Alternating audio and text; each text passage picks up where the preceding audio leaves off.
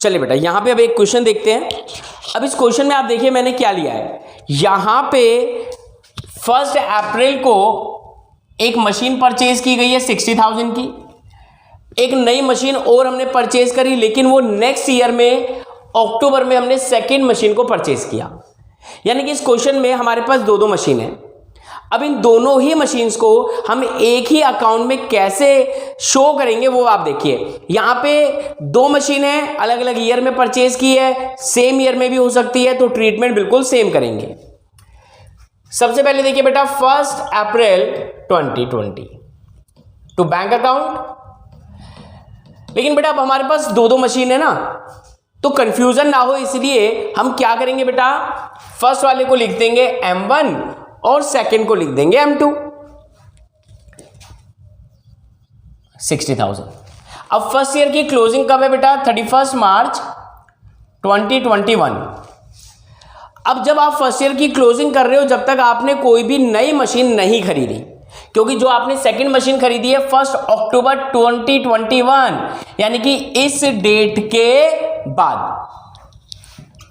Bye depreciation account. किस पे Depp लग रहा है बेटा, M1 पे। डेप्रिसिएशन अकाउंट किस पे लग रहा है, M1 पे। इसका 10% कितना होगा बेटा, 6। यानी कि फर्स्ट ईयर की क्लोजिंग के बाद बैलेंस CD 60,000 माइनस 6 54। तो ये बच्चे फर्स्ट ईयर हो गया क्लोज, फर्स्ट ईयर पूरे का पूरा क्लोज हो गया।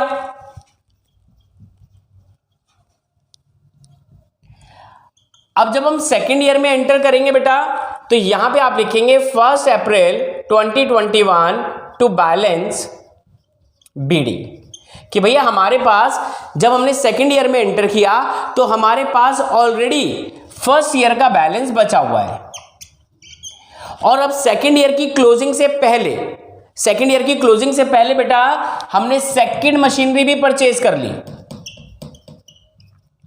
To bank account. कंफ्यूजन ना हो इसलिए M2। अब इन दोनों की क्लोजिंग 31 मार्च को bye depreciation account M1 and M2। लेकिन आप एक बात देखो बेटा, यहां पे है 1 अप्रैल, यहां पे 31 मार्च, यानी कि अप्रैल टू मार्च पूरा 12 मंथ्स होता है। लेकिन जो सेकंड मशीन आपने खरीदी वो अक्टूबर में खरीदी और 31 मार्च को क्लोजिंग है, तो 31 मार्च तक 6 मंथ का डैप लगेगा। मैं लिख देता हूं बेटा 6 मंथ। M1 पे पूरे 12 मंथ्स का डैप है, तो इसकी ओरिजिनल वैल्यू इस पे 10%, लेकिन 6 मंथ का विच इज 2500। ठीक है ना। इस क्वेश्चन को भी हम 3 ईयर्स तक ही क्लोज करेंगे। और उसके बाद अब यहां लिखेंगे आप क्या, बैलेंस CD, M1 का अलग और M2 अलग। बेटे किसी किसी बुक में आप देखोगे ना दोनों को एक साथ शो किया गया है, लेकिन ये बेस्ट वे है कि आप इस तरीके से अगर करते हैं तो गलती का कोई चांस नहीं है।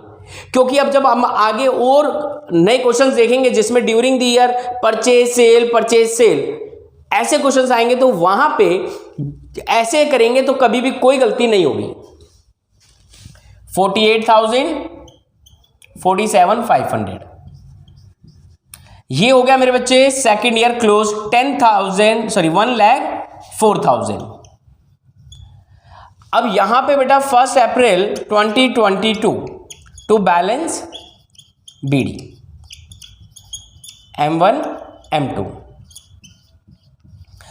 अब दोनों पे ही बेटा 12 मंथ्स का डैप लगेगा।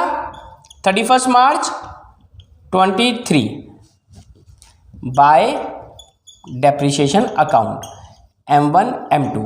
अब यहां पे दोनों का बैलेंस आप देख रहे हैं 1 अप्रैल और क्लोजिंग कब है 31 मार्च, यानी कि दोनों हमने 12 मंथ यूज किए हैं। तो इसकी ओरिजिनल वैल्यू उसका 10%, इसकी ओरिजिनल वैल्यू का 10% by balance CD M1 M2। 48 minus 6 42, 47500 minus this 42500, that's it, खत्म। बस फोर्थ ईयर में ओपनिंग शो कर देंगे, अदरवाइज चैप्टर पूरे का पूरा, सॉरी चैप्टर कह रहा हूं, क्वेश्चन पूरे का पूरा खत्म। 5500 9 95 500 95 500। तो ये क्वेश्चन था बेटा जिसमें हमारे पास 2 मशीन्स हैं, चाहे वो आपने सेम ईयर में परचेज करी या फिर आपने डिफरेंट में यूज करी, लेकिन आपको ध्यान क्या रखना है कि जब आपके पास वो है, जब आपने परचेज करी और क्लोजिंग तक आपने कितने मंथ्स यूज करी।